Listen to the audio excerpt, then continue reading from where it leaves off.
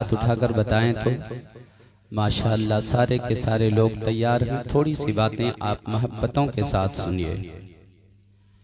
मैं आपके दरमियान जो बातें करूंगा इस ख्याल और इस तसव्वुर के साथ कोई बातें नहीं करूंगा मैं जिससे आपको बहुत मज़ा आए। ये मज़ा आने वाली महफिल नहीं है, वो कोई और महफिल हुआ करती है जहां मज़ा आता है। यहाँ तो अल्लाह के फरिश्तों का नुज़ूल होता है। अल्लाह के फरिश्ते आते हैं, हम नहीं देख सकते, मगर इतना अकीदा और ईमान आपका मजबूत होना चाहिए कि हमारे दरमियान फरिश्तों की जमात है। हजरात, इस तसव्वुर के साथ बैठिए कि ये महफिल हमें संवारने के लिए सजाई गई है। ऐसी महफिल जिससे हमें कोई दीनी मजहबी फायदा ना हो, ऐसी महफिल में जाने से कोई फायदा नहीं है।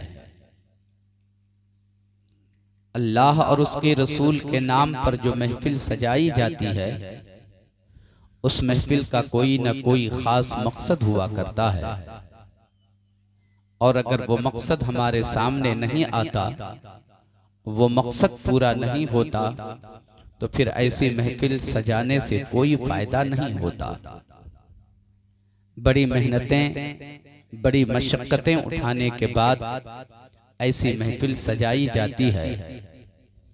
एक सवाल यह है कि ये रात में महफिल क्यों सजती है? गौर से 2-3 मिनट की बातें आप सुनिए, फिर मैं तकरीर करता हूं। हजरात, हम सब मुसलमान हैं। मुसलमानों को ये जानना बहुत जरूरी है कि हमें इस्लामी जिंदगी किस तरीके से गुजारना है। हमारे इस्लाम का कानून हमारे लिए क्या है, इन बातों का इल्म होना हमारे लिए जरूरी है। इस्लाम के दायरे में कैसे जिंदगी गुजारी जाएगी, इस बात का इल्म होना हमारे लिए जरूरी है। और इन बातों को जानने के लिए हमें किताब पढ़ना पड़ेगा। किताबों के मुताले की जरूरत है, तब हम जान पाएंगे हमारा मजहब क्या है, हमारा दीन क्या है, हमारा इस्लाम क्या है, हमारे नबी का मकाम क्या है, हमारे इस्लाम की अजमत क्या है। तब हम जान सकेंगे जब हम किताबों का मुताला करेंगे। हजरात, ये गुजरगाह पर आपने महफिल सजाई है, लोग गुजरेंगे, आपका ध्यान बटेगा। मैं आपसे कहता हूं, कोई गुजरे, किसी से कोई सरोकार मत रखिए, मेरे एक एक जुमले पर आप गौर कीजिए। हजरात, मैं अर्ज कर रहा था, हमें जानने के लिए किताब का पढ़ना जरूरी है, और हम किताब नहीं पढ़ते। किताबों के मुताले की हमारे पास फुर्सत नहीं है। हर आदमी अपनी अपनी जगह पर व्यस्त है, अपनी अपनी जगह मसरूफ है, अपनी अपनी जगह पर बिजी है। किसी न किसी काम में लोग लगे हुए हैं। कोई दुकान चलाता है, कोई खेती बाड़ी करता है, कोई बिजनेस करता है, कोई सर्विस करता है। हर एक का अपना अपना काम है। सुबह होती है, दुकान चलाने वाला अपनी दुकान पर चला जाता है, बिजनेस करने वाला सामान तिजारत लेकर अपने घर से निकल जाता है, सर्विस करने वाला अपनी ड्यूटी पर चला जाता है, खेती बाड़ी करने वाला अपने खेत खलियान पर चला जाता है। इंसान जब फारिग होता है, शाम को अपने घर वापसी होती है, थका हारा इंसान होता है, फिर आराम की उसे जरूरत होती है, रात भर आराम करता है, सुबह होती है, फिर अपने अपने काम में लग जाता है। किताब पढ़ नहीं सकते आप, मुताला कर नहीं सकते आप, सीरत की किताब पढ़ नहीं सकते, तारीख की किताब पढ़ नहीं सकते। कैसे पता चलेगा इस्लाम क्या है? कैसे पता चलेगा इस्लाम का कानून हमारे लिए क्या है? कैसे पता चलेगा कि इस्लामी जिंदगी हमें किस तरीके से गुजारना है? बुजुर्गों ने रात के हिस्से में महफिल इसलिए सजाने को रिवाज दिया ताकि लोग दिन में तो अपने अपने काम में मसरूफ रहते हैं, रात के कुछ हिस्से में जिक्र की महफिल सजा लो। उलमाए किराम तशरीफ लाएंगे, बयान करेंगे। 1 महीना किताब पढ़ने के बाद जो आपको इल्म नहीं हो सकता है, 1 घंटे की तकरीर में उतनी बातों का इल्म आपको हो जाएगा। इसलिए जलसे की महफिल में जब भी आप आओ तो ख्याल ये होना चाहिए कि हमें कुछ सीख करके आना है। अगर इस जलसे में आकर आप लतीफा सुनने के आदी हो गए हो तो आपसे बड़ा नबी का गद्दार कोई नहीं हो सकता है, आपसे बड़ा नबी का बेवफा कोई नहीं हो सकता है। वफादार मुस्तफा वही है जो चुटकुले और कहानियों से अपने आप को बचाकर अल्लाह रसूल की मोहब्बत में ऐसी मजलिस में बैठकर दीन की बातें सुनने का आदी हो गया है। हजरात, अगर इतनी सी बातें मेरी आपको समझ में आ गई हैं तो आज के बाद ये फैसला कर लो कि हमें ऐसी महफिल में कभी लतीफा नहीं सुनना है, ऐसी महफिल में बैठकर कभी हमें हंसना नहीं है, ऐसी महफिल में बैठकर कभी हमें कहकहा लगाना नहीं है। और मैं तंज नहीं कर रहा हूँ बल्कि एक सच्चाई आपके सामने रखता हूँ। अगर आपको ये पता चल जाए कि हमारे इस्लाम, हमारे हिंदुस्तान का एक खतीब ऐसा है जो रात भर वो हंसाया करता है, तो खुदा के वास्ते ऐसे खतीब को न बुलाया करो जो आपको हंसा करके चला जाता हो। ऐसे खतीब को बुलाओ जो इश्क रसूल पिला के चला जाता हो, मोहब्बत हुसैन दे के चला जाता हो, इश्क रसूल का की शराब आपको पिला कर चला जाता हो। मोहतरम दोस्तों, अगर इतनी सी बात आपको समझ में आ गई है तो आज ये मैं थोड़ी देर इमाम हुसैन के घराने की बात कर लेता हूँ।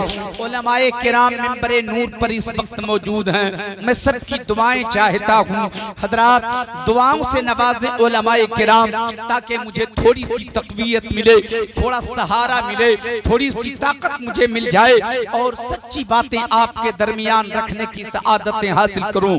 वाक़यात करबला आप सुनते रहते हैं, मुख्तलिफ तरीके से मुख्तलिफ हजरात बयान किया करते हैं। किसी एक मुअर्रिख ने करबला की तारीख नहीं लिखा है, अनगिनत ऐसे मुअर्रिखीन गुजरे हैं जिन्होंने करबला की तारीख लिखा है। तो कुछ मौलाना साहब कुछ बयान करते हैं, कुछ मौलाना साहब कुछ बयान करते हैं, तीसरे मौलाना साहब कुछ बयान करते हैं। ये मुअर्रिखीन का इख्तिलाफ है जिसकी वजह से सबका बयान अलग अलग हो जाया करता है। सच्चाई क्या है वो तो मुझे भी पता नहीं है क्योंकि मैं भी करबला के मैदान में मौजूद नहीं था। जो मुअर्रिख ने लिखा है उसी तारीख का मुताला करके आपके दरमियान वो बातें रखने की सआदतें हासिल करता हूँ।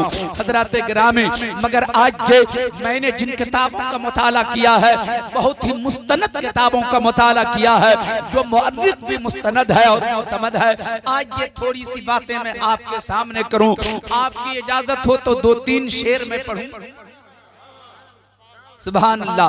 नात सुनना भी इबादत है और नात पढ़ना भी इबादत है। मैं नात पढ़ रहा हूँ इबादत समझकर, आप सुन लीजिए इबादत समझकर।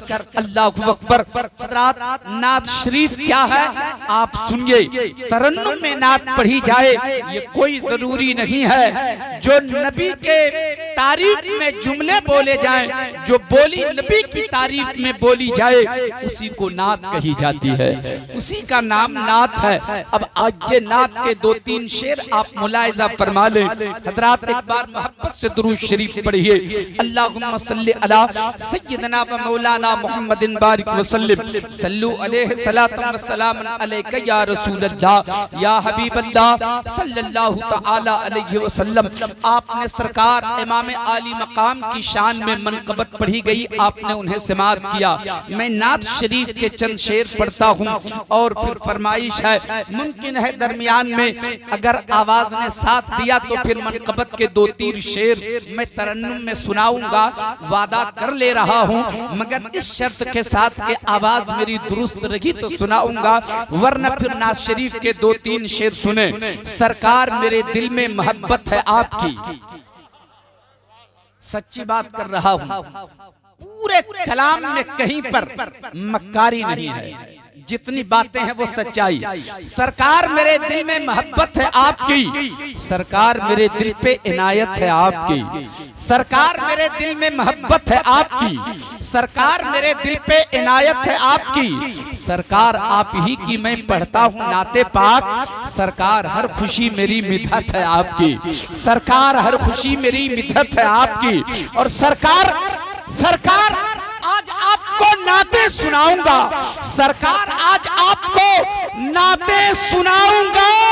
सरकार आज घर मेरे दावत है आपकी, सरकार आज घर मेरे दावत है आपकी, सरकार आज घर मेरे दावत है आपकी, सरकार आज आपको नाते सुनाऊंगा, सरकार आज घर मेरे दावत है आपकी। और सरकार वो मिले तो कदम चूम लूं उसके, सरकार वो मिले तो कदम चूम लूं उसके, सरकार जिसकी आंखों में सूरत है आपकी, सरकार जिसकी आंखों में सूरत है आपकी, सरकार वो मिले तो कदम चूम लूं उसके, सरकार जिसकी आंखों में सूरत है आपकी। और सरकार पुलसिरात पर तशरीफ लाएंगे, आप सबों की जानिब से ये शेर, सरकार पुलसिरात पर तशरीफ लाइए, सरकार लाज रखिए ये उम्मत है आपकी, सरकार लाज रखिए ये उम्मत है आपकी, सरकार मेरे दिल में मोहब्बत है आपकी, सरकार मेरे दिल पे इनायत है आपकी। लहू में रंग है बाकी तो करबला चलिए, लहू में रंग है बाकी तो करबला चलिए, अगर है खून में गर्मी तो करबला चलिए।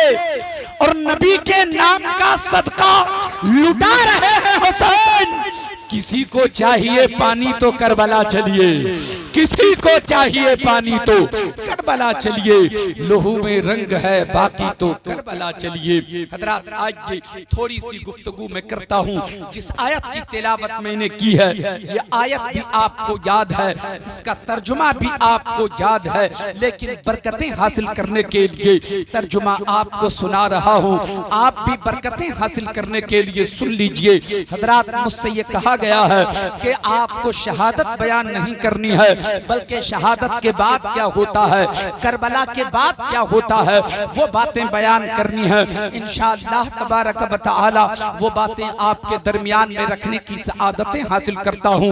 मगर आयत करीमा का तर्जुमा सुनिए।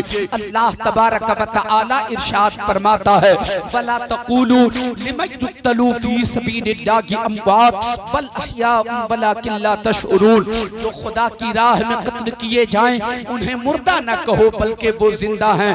आप गौर से मेरी एक एक बात को सुनिएगा, 10 मिनट आप सुनिए, 10 मिनट के बाद मैं क्या आपको बताऊंगा उसका आप इंतजार कीजिए। अल्लाह अकबर। अल्लाह फरमाता है जो खुदा की राह में कत्ल किए जाएं उन्हें मुर्दा न कहो बल्कि वो जिंदा हैं।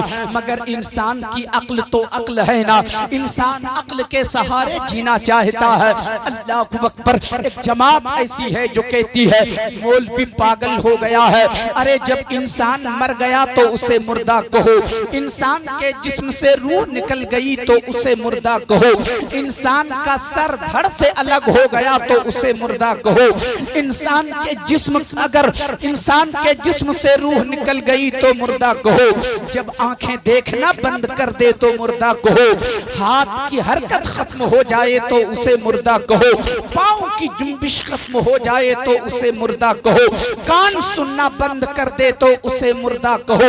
ये कौन सा फलसफा तुम समझा रहे हो? इंसान का कत्ल हो चुका है मगर कुरान उसे जिंदा कहता है।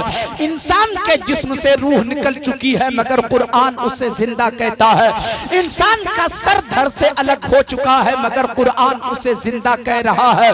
मैं उनसे अर्ज करना चाहता हूँ, तुम जो फलसफा समझा रहे हो कि रूह निकल गई तो मुर्दा कहो, जिस्म से सर अलग हो गया तो मुर्दा कहो, आंख न देखे तो उसे मुर्दा कहो, कान न सुने तो उसे मुर्दा कहो, हाथ की हरकत खत्म हो तो उसे मुर्दा कहो। मैं भी अर्ज करता हूँ हाँ हाँ, जो रूह निकल जाए तो उसे मुर्दा कहो। ये मौत का फलसफा है। रूह निकले तो मुर्दा कहो, ये मौत का फलसफा है। सर तन से जुदा हो जाए तो मुर्दा कहो, ये मौत का फलसफा है।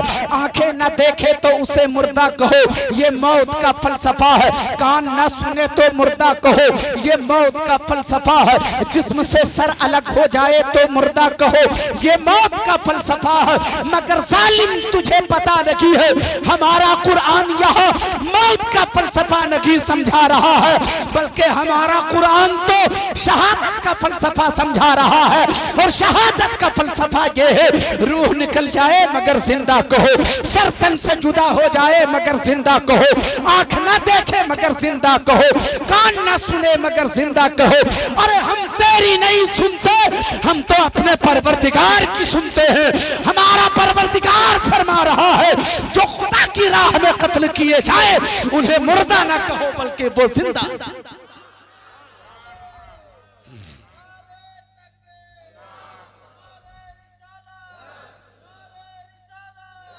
हजरात, फलसफे शहादत को समझाने के लिए हजरत कासिम की जबानी आपके दरमियान रखनी होगी, अली अकबर की शहादत बयान करनी होगी, अली अकबर की शहादत बयान करनी होगी, कासिम अब्बास की शहादत बयान करनी होगी, इमाम हुसैन की शहादत बयान करनी होगी, और ये एक लंबी तकरीर हो जाएगी। बात मेरी समझ में आ रही है ना आप लोगों को? उर्दू बोल रहा हूँ, आप लोग समझ रहे हैं ना उर्दू? माशाअल्लाह, सुनिए गौर से। मैं थोड़ी सी तमहीदी गुफ्तगू करता हूँ ताकि फलसफे शहादत आपको समझ में आ जाए, फिर इंशाअल्लाह तबारक व तआला बाद शहादत क्या होता है वो बयान करता हूँ। अल्लाहु अकबर। जिन लोगों ने हिंदुस्तान की तारीख का मुताला किया है, मैं उनसे कह रहा हूँ, तकरीबन 116 या 117 साल पहले की बात है हजरात, इसी हिंदुस्तान की सरजमीन पर, यहीं कानपुर की बात है। ये कानपुर की जामे मस्जिद है, जो यूपी में कानपुर एक बहुत बड़ा शहर है, उसी कानपुर की जामे मस्जिद की बात कर रहा हूँ। अंग्रेजों का जमाना है, अंग्रेजों की हुकूमत है, अंग्रेजों ने फैसला लिया कि जामे मस्जिद को शहीद कर दो, इसे मुनहदिम कर दो, इसे गिरा दो। सवाल पैदा होता है कि किसी की इबादत गाह को क्यों गिराई जाएगी, किसी की इबादत गाह को क्यों मुनहदिम किया जाएगा? तो अंग्रेजों ने कहा था कि हमें इधर से सड़क निकालना है, हमें रास्ता निकालना है। जालिम, तेरे पास और भी रास्ते थे जो तू रास्ता निकाल सकता था, मगर तुझे यही रास्ता नजर आया कि मस्जिद को शहीद कर दो। चुनांचे अंग्रेजों ने फैसला लिया और कानून बनकर कागज पर आ गया। तारीख मुकर्रर कर दी गई है, जुमा का दिन होगा। जब इमाम जुमा के दिन खुतबा देने के लिए मिंबर पर जाएंगे तो तोप का एक गोला चलेगा और एक गोले से मस्जिद को शहीद कर देना है। यह कानून बनकर कागज पर आ गया। अब यह खबर मुसलमानों को जब मिलती है, हर तरफ यह खबर फैल जाती है कि मुसलमानों के खिलाफ या जामे मस्जिद के खिलाफ अंग्रेजों ने यह कानून बनाया है कि जामे मस्जिद को शहीद कर दो। मुसलमान बेचैन बेकरार हो गए, ऐसा कैसे हो सकता है? हम अपनी जान देकर मस्जिद की हिफाजत करेंगे, गर्दन कटाकर मस्जिद की हिफाजत करेंगे, खून का एक एक कतरा बहा देंगे, मगर मस्जिद को शहीद नहीं होने देंगे। हजरात, जब तारीख करीब आती है, मुसलमानों ने फैसला किया कि हमें चलना चाहिए और अपनी मस्जिद की हिफाजत करनी चाहिए, मगर चलने से पहले मुसलमानों ने फैसला लिया। हर मोड़ पर माँ बहनों का सहारा मिला है, हर वक्त बुरे वक्त में हमने उनसे मशवरा किया है, आज भी मशवरा उनसे करना चाहिए कि ऐसी नाजुक वक्त में हमें कौन सा कदम उठाना चाहिए। चुनांचे मुसलमानों ने पलटकर माँ बहनों से जब मशवरा किया कि सुनो सुनो, आज मस्जिद की शहादत का वक्त करीब है, हम लोगों ने फैसला लिया है कि हमें अपनी जान देकर मस्जिद को शहीद करना है। हो सकता है मस्जिद की शहादत से बचा लेना है, मस्जिद की हिफाजत करना है, हो सकता है कि मस्जिद की हिफाजत के लिए हमें अपनी जान देना पड़े। तुम बेवा भी हो सकती हो, बच्चे यतीम भी हो सकते हैं। बताओ ऐसी नाजुक घड़ी में हमें कौन सा कदम उठाना चाहिए? तो माँ बहनों ने कहा था, बहुत सही कदम आप लोगों ने उठाया है। जब मस्जिद की बात आई है तो उसकी हिफाजत के लिए खून का एक एक कतरा बहा करके मस्जिद की हिफाजत कर लीजिए। हमारे बेवा होने की फिक्र मत कीजिए, बच्चों का यतीम होने का गम मत कीजिए। बच्चे यतीम होते हैं तो हो जाने दीजिए, बीवी बेवा हो जाए तो हो जाने दीजिए, मगर मस्जिद को शहीद नहीं होने देना है। जाके मस्जिद की हिफाजत कर लीजिए। मुसलमानों ने कदम बढ़ाया कि था कि एक आवाज फिर बुलंद होती है माँ बहनों की, ओ जाने वालों इस्लाम के गाजियों, पलट के एक बात तो सुन लो। आप जा रहे हो तो सही, लेकिन वाकई आपके बच्चे यतीम हो जाएंगे, आपकी बीवी बेवा हो जाएगी।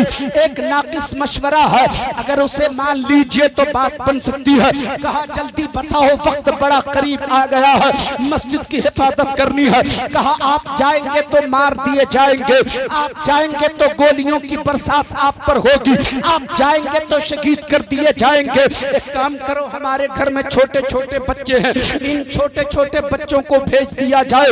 हमारे छोटे छोटे बच्चे जब मस्जिद की दीवार के साए में जाकर खड़े हो जाएंगे, अंग्रेजों की फौज आएगी, तोप का गोला चलाने की कोशिश करेगी, हमारे बच्चों पे उसकी नजर पड़ेगी। हमारे बच्चों को जब वो देखेंगे, अपने बच्चों का प्यार उन्हें याद आएगा, अपने बच्चों की मोहब्बत गालिब आएगी, अपने बच्चों का ख्याल आएगा। फिर मेरे बच्चों पे तरस आएगा, मेरे बच्चों पे गोली नहीं चलाएंगे, मेरे बच्चों को वो शहीद नहीं करेंगे। इस तरीके से हमारे बच्चे भी महफूज हो जाएंगे और मस्जिद भी हमारी महफूज हो जाएगी। इतना जो कहा था मुसलमानों ने कहा हाँ हाँ ये मशवरा तो सही है, लेकिन अगर बच्चे चले जाएं और बच्चे जब मस्जिद की दीवार के साए में जाकर खड़े हो जाएं, अंग्रेजों की नजर मेरे बच्चों पे पड़े, लेकिन अगर उन्हें अपने बच्चों का ख्याल ना आया, अपने बच्चों की याद ना आई, अपने बच्चों का प्यार याद ना आया और हमारे बच्चों को अगर उसने मार दिया, फिर क्या होगा? माँ बहनों का जवाब सुनो।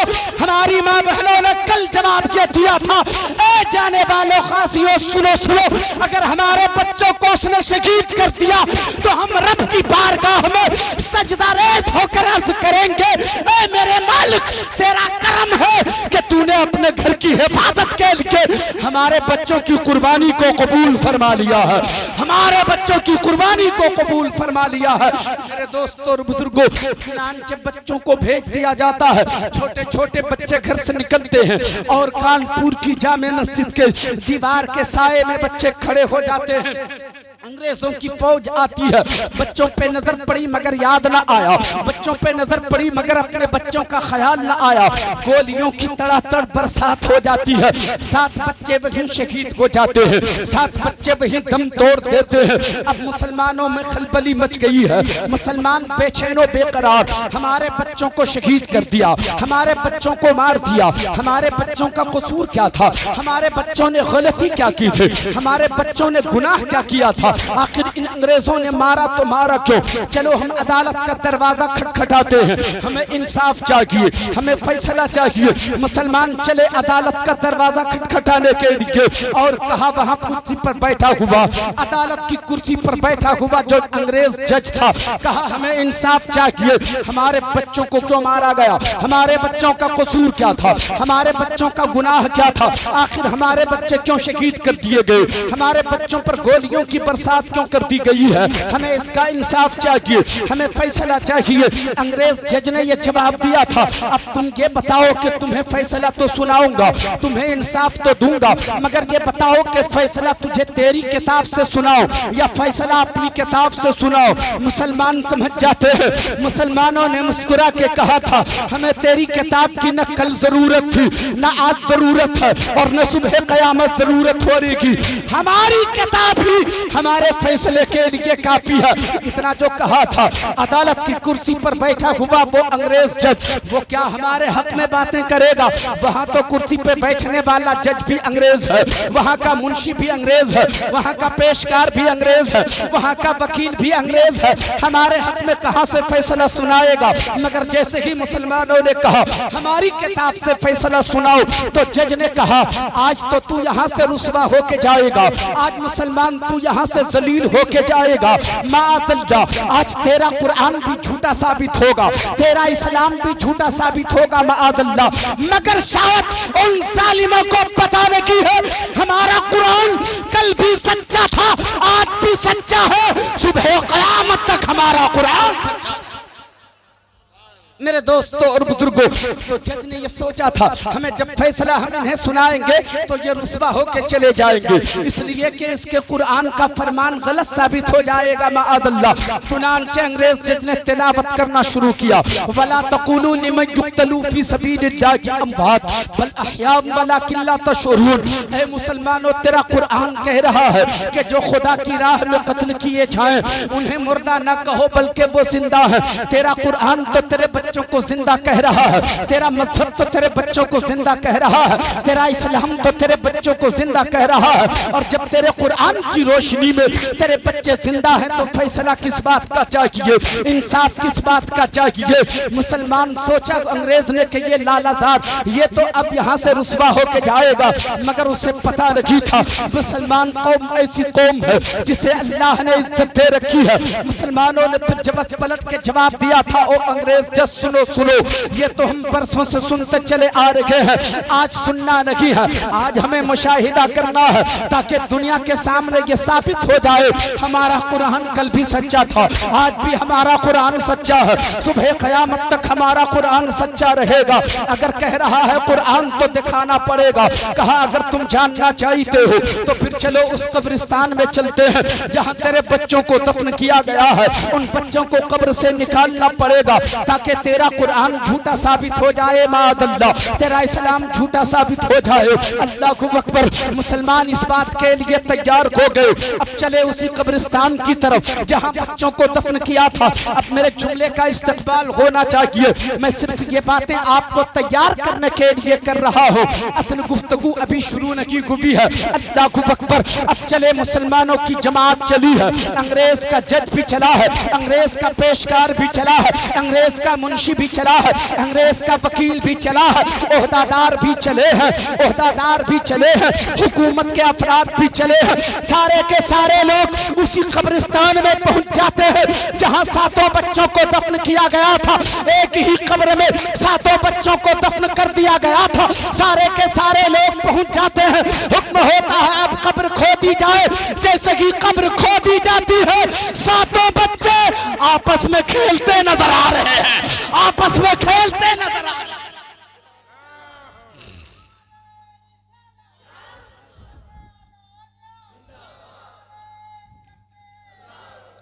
शहीद मरता नहीं, शहीद जिंदा होता है, शहीद मरता नहीं, शहीद जिंदा होता है। अब ये कहने को मैं तैयार हूँ प्यारे मुसलमानों, वो शहीद होने वाले बच्चे किसी नबी के बच्चे नहीं थे, किसी सहाबी के बच्चे नहीं थे, किसी ताबई के बच्चे नहीं थे, किसी वली के बच्चे नहीं थे, किसी सालिहीन के बच्चे नहीं थे।